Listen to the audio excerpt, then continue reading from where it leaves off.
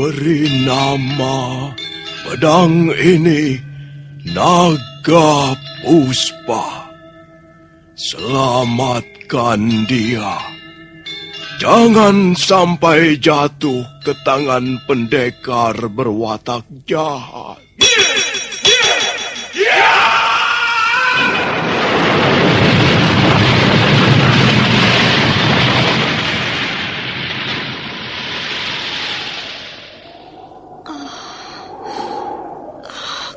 Kakang Kamandanu, kau masih juga tidak percaya bahwa aku mencintaimu. Meisin, maafkan aku, Meisin. Meisin. Meisin!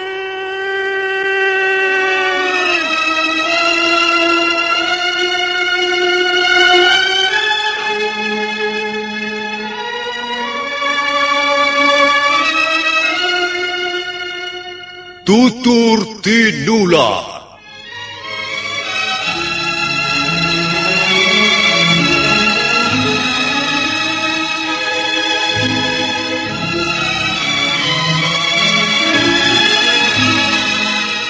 Sebuah sandiwara radio serial, produksi Sanggar Cerita dan Teater Sanggar Prativi. Sebuah kisah dengan latar belakang sejarah runtuhnya Singasari dan berdirinya Kerajaan Majapahit.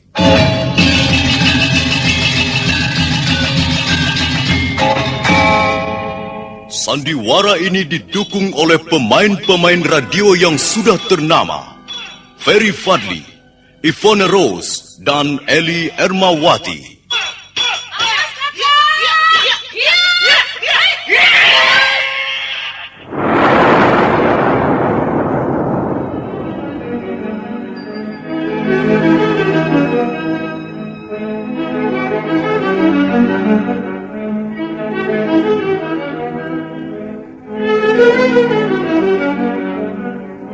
Cerita ini ditulis dan disusun oleh S. Tijab. Teknik dan montase dikerjakan oleh M. Pranoto dan Edwin Sutandi. Sutradara Bambang S. Kali ini mengetengahkan episode kedua dengan judul Kisah dari Seberang Lautan.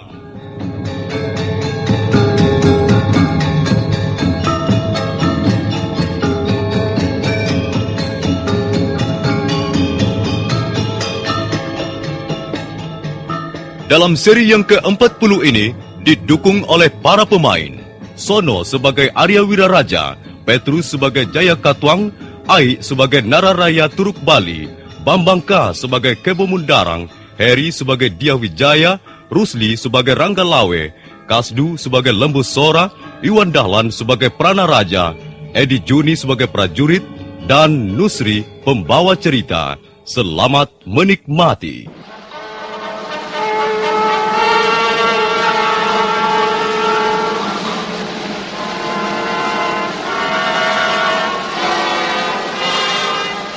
Dalam seri sebelumnya diceritakan bahwa Lo Sisan dan Meisin diserang badai dalam pelariannya menggunakan perahu tongkang. Bagaimana nasib mereka akan dapat diketahui dalam seri-seri berikutnya nanti. Sekarang, marilah kita kembali ke Singasari.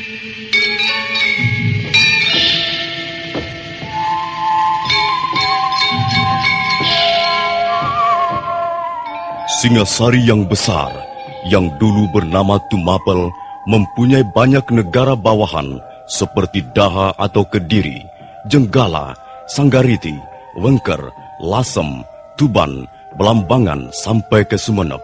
Salah satu di antara negara bawahan itu ialah Kerajaan Gelang-Gelang dengan rajanya yang bernama Jaya Katwang atau Aji Katwang.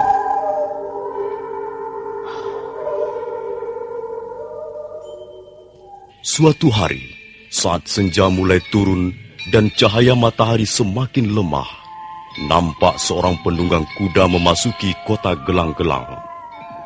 Penunggang kuda yang sudah lanjut usia berjenggot putih dan mengenakan pakaian mirip seorang Brahmana, menarik tali kekang kudanya begitu tiba di depan pintu gerbang istana gelang-gelang. Hei, prajurit, berilah aku jalan. Aku mau menghadap Sang Prabu Jayakatwang. Maaf, apakah Tuan membawa surat perintah untuk menghadap Sang Prabu? Tidak, aku tidak membawa surat perintah apa-apa. Kalau begitu, kami tak dapat mengizinkan Tuan masuk. Kami terpaksa menahan Tuan di pintu gerbang ini.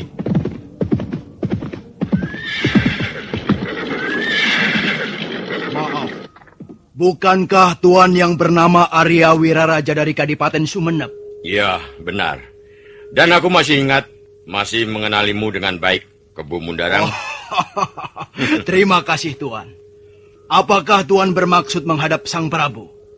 Apakah yang telah dilakukan prajurit-prajurit ini, Tuan?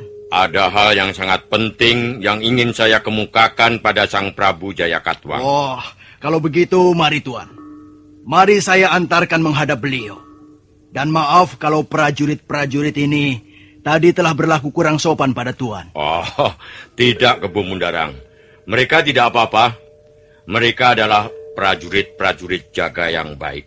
Awas prajurit, kami mau lewat. Nah, mari Tuan.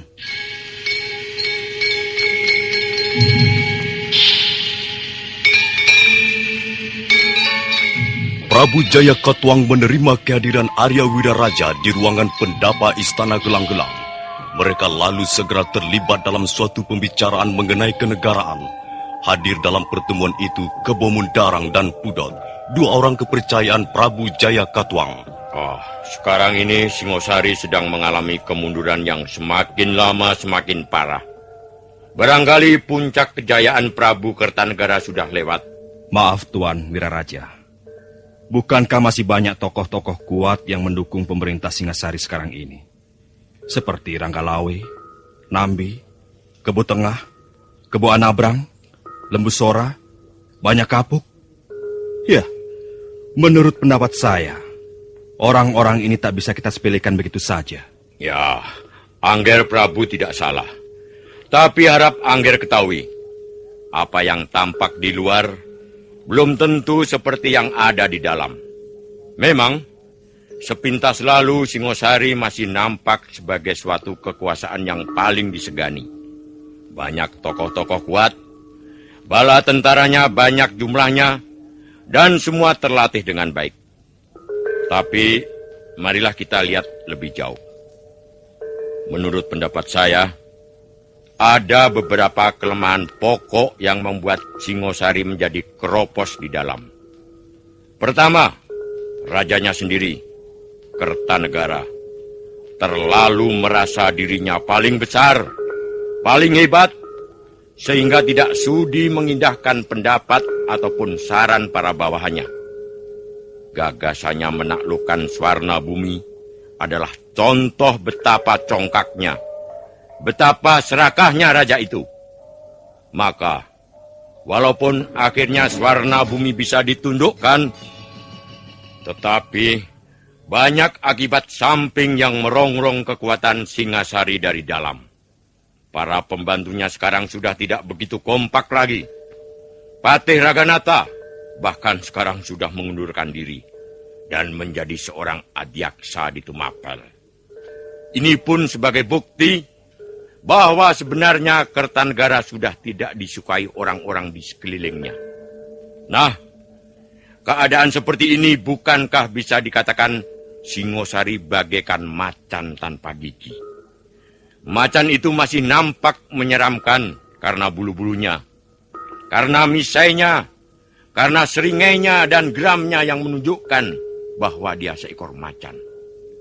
Tetapi kalau menggigit, tidak akan terasa sakit lagi.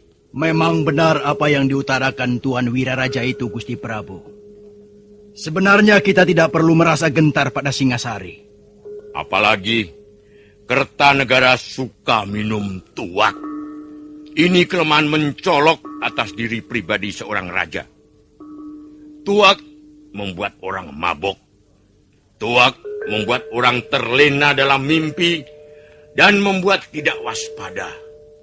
Orang yang tidak waspada jelas lemah. Dan kalau ada serangan dari pihak musuh, pasti akan celaka.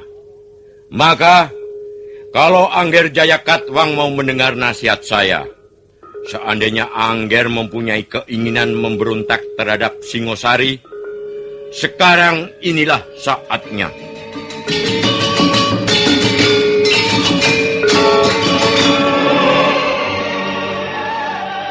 Jayakatwang sebenarnya masih adik ipar Prabu Kertanegara sendiri. Dia mengawini Narararia Turukbali, putri sang Prabu Seminingrat atau Ranggawuni. Di samping adik ipar, Jayakatwang juga masih besan Kertanegara, karena Arda Raja putranya mengawini putri Raja Singasari tersebut.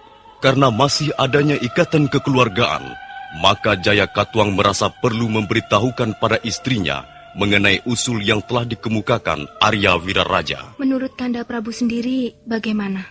Aku datang ke keputren ini justru ingin mendengar pendapatmu, Dinda. Kalau Kanda Prabu minta pendapat hamba, baiklah. Menurut pendapat hamba, saran atau usul Arya Wiraraja itu jangan hendak diberi angin. Mengapa begitu? Karena usul itu kalau dilaksanakan, bisa memecah belah pertalian keluarga. Sang Prabu Kertanegara itu bukan orang lain bagi kita. Beliau adalah saudara tua hamba sendiri. Apa kau ingin melihat Jayakatwang menjadi raja gelang-gelang seumur hidupnya? Menjadi raja bawahan itu tidak menyenangkan. Bukankah kita sudah tidak kekurangan apa-apa? Selama ini Sang Prabu Kertanegara selalu bersikap baik terhadap gelang-gelang. Bahkan putra kita Arda Raja telah berkenan diambil menjadi menantunya. Tapi aku mempunyai keinginan lain.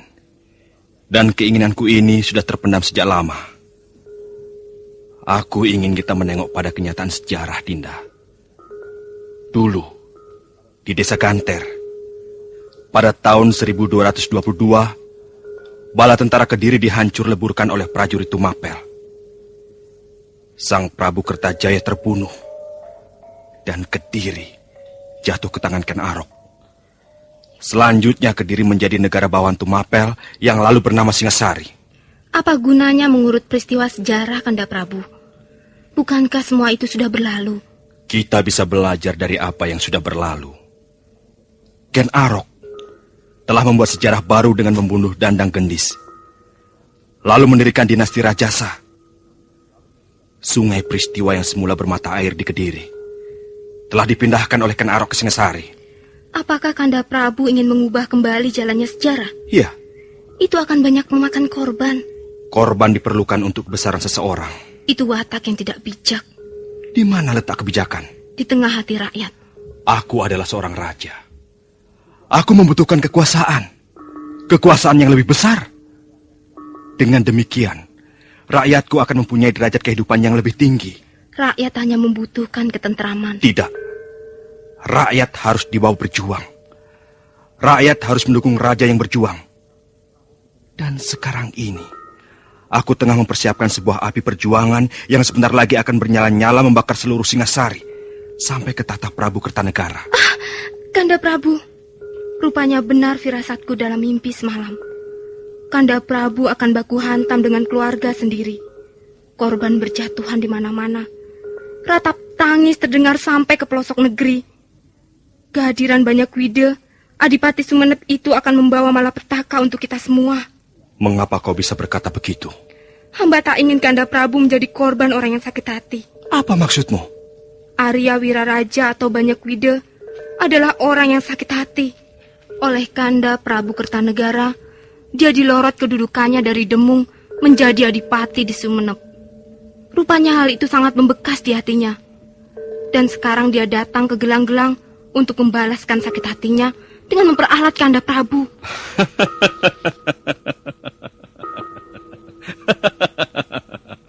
Dinda, aku bukan anak kecil. Aku tidak bisa ditunggangi maksud-maksud buruk orang lain dalam usahaku membina kekuasaan. Dinda Turukbali, kau adalah istriku. Sekalipun kau adik Prabu Kertanegara, tapi kau adalah permaisuri Raja Gelang-Gelang. Dan sekarang Jayakatwang, Raja Gelang-Gelang itu, sedang merencanakan sesuatu yang besar. Dinda, kau harus mendukung suamimu. Ya, baiklah Kanda Prabu. Kalau memang demikian tekad Kanda Prabu, hamba hanya bisa menurut. Aku tak mau selamanya menjadi raja bawahan. Aku adalah putra Sastra Jaya, cucu Prabu Jayasabha, anak turun raja-raja Panjalu. Aku akan membangun kembali kejayaan Kediri dari puing-puing kehancurannya di desa Ganter.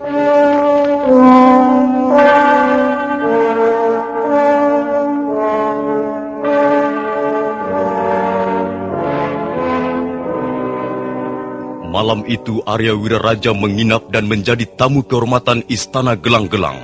Keesokan harinya, dia kembali menghadap Prabu Jayakatwang untuk membicarakan rencana pemberontakan terhadap pemerintah Singasari. Hadir dalam pembicaraan itu Kebo Mundarang dan beberapa orang yang merupakan tokoh ilmu kanuragan. Paman Kebo Mundarang, bagaimana dengan tugas-tugas Paman? Apakah Paman sudah berhasil menghimpun kekuatan dari berbagai kelompok yang nantinya bersedia memberikan dukungan pada kita? Hamba sudah melaksanakan tugas itu sebaik-baiknya, Gusti Prabu. Seperti yang Gusti saksikan sendiri di ruang pendapa ini, ada beberapa tokoh pendekar kenamaan yang hadir. Yang di sebelah hamba ini adalah Ki Janapati. Kemudian di sebelahnya, Empu Tong Bajil dari lereng Tengger. Di sebelahnya lagi, seorang tokoh pendekar wanita, adik seperguruan Empu Tong Bajil yang bernama Dawi Rambite. Dan yang terakhir adalah Empu Renteng yang kemampuannya tidak bisa kita ragukan lagi. Mereka inilah nanti yang akan membantu Gelang-Gelang kalau saatnya sudah tiba. Baiklah. Kusampaikan rasa terima kasih yang besar pada kalian semua yang telah sudi membantu aku. Selanjutnya, kalian hanya tinggal menunggu perintah untuk bergerak. Sekarang, aku mau minta pendapat Tuan Wiraraja. Mudah-mudahan saya dapat menyumbangkan pikiran yang akan membantu meringankan tugas Angger Prabu. Apa yang Tuan ketahui tentang bala tentara Singasari sekarang ini? Bala tentara Singasari sekarang ini keadaannya tidak perlu menimbulkan kekhawatiran Angger Prabu. Memang jumlahnya masih cukup banyak, tapi mereka bukanlah prajurit-prajurit pilihan semuanya. Sebagian besar justru mereka hanyalah prajurit pajangan. Sedangkan pasukan tempurnya yang handal sekarang ini masih banyak yang ditugaskan ke negara-negara taklukan seperti Pahang, Bakulapura, ataupun Swarnabumi. Namun begitu, Angger tidak boleh meremehkan mereka. Tuan, bagaimana menurut Tuan Wiraraja?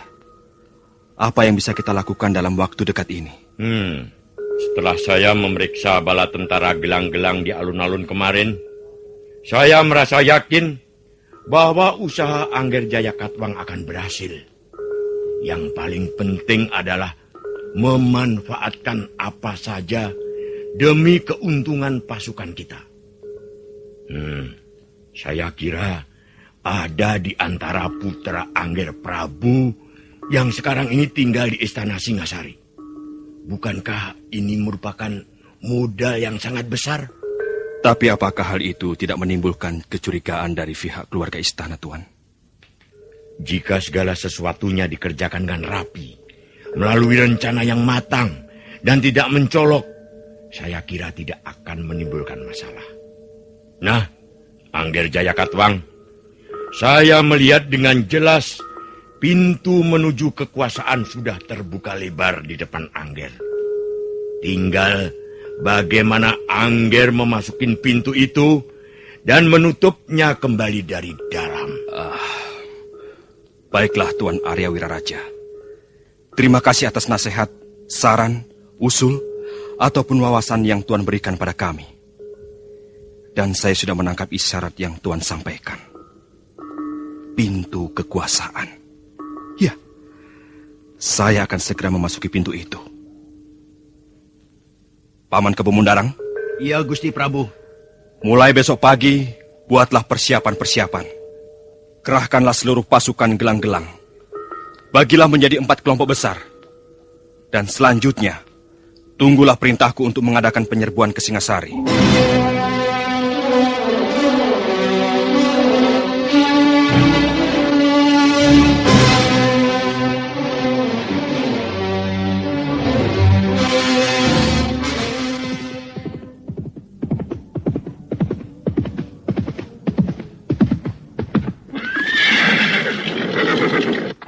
Gusti Ranggalawe, menurut laporan yang hamba terima dari Palatrik Sandi, kerajaan Gelang-Gelang secara terang-terangan telah memberontak. Memberontak? Secepat inikah Jayakatwang memberontak? Benar, Gusti. Pasukan Gelang-Gelang telah bergerak dari sebelah utara Daha, dan sekarang mereka telah memasang kemah di desa Mamling. Kalau begitu aku harus memberitahu Paman Lembu Sora.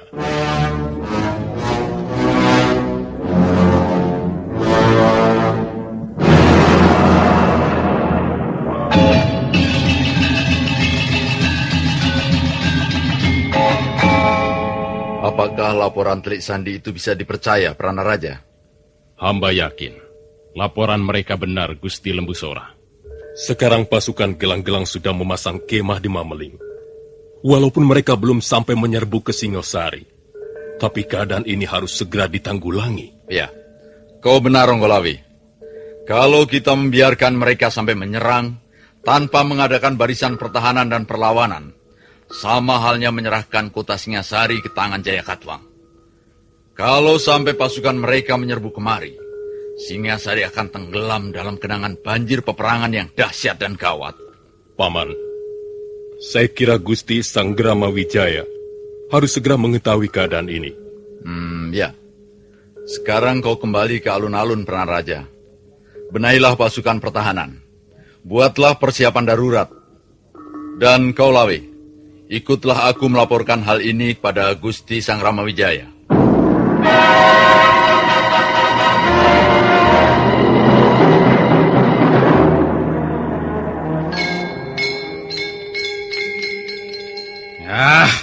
Rupanya Gelang-Gelang sudah tidak sabar lagi mencaplok Singasari.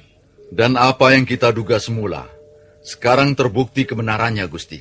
Ya. Gelang-Gelang jelas terlibat dalam berbagai peristiwa kerusuhan di Singasari akhir-akhir ini.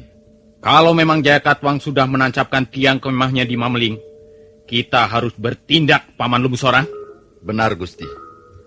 Dan sekarang kami sedang menunggu keputusan untuk bertindak. Baiklah. Soal keputusan itu bukanlah wewenangku. Ayahanda Prabu Kertanegara yang harus memutuskan. Tapi, Gusti, ya, belum tentu Ayahanda Prabu mempercaya berita ini. Hamba khawatir semuanya nanti terlambat. Akibatnya bisa sangat parah. Lalu harus bagaimana? Apakah kita akan bertindak sendiri di luar sepengetahuan Ayahanda Prabu? Hal ini bisa menimbulkan kesalahpahaman. Kita bisa dituduh merampas wewenang seorang raja. Tapi, Gusti, membiarkan pasukan Jayakatwang menyerbu kota Singasari sama halnya dengan memberikan kesempatan Jayakatwang merampas kekuasaan dengan mudah. Nah, sekarang begini saja. Biarlah aku yang akan bertanggung jawab. Malam nanti Kakang Ranggalawe dan Gajah Pangon kutugaskan menyerbu ke Mameling. Iya, begitu lebih baik. Hal itu akan banyak sekali gunanya, Gusti. Paling tidak bisa membuat Jayakatwang merenungkan kembali tindakannya.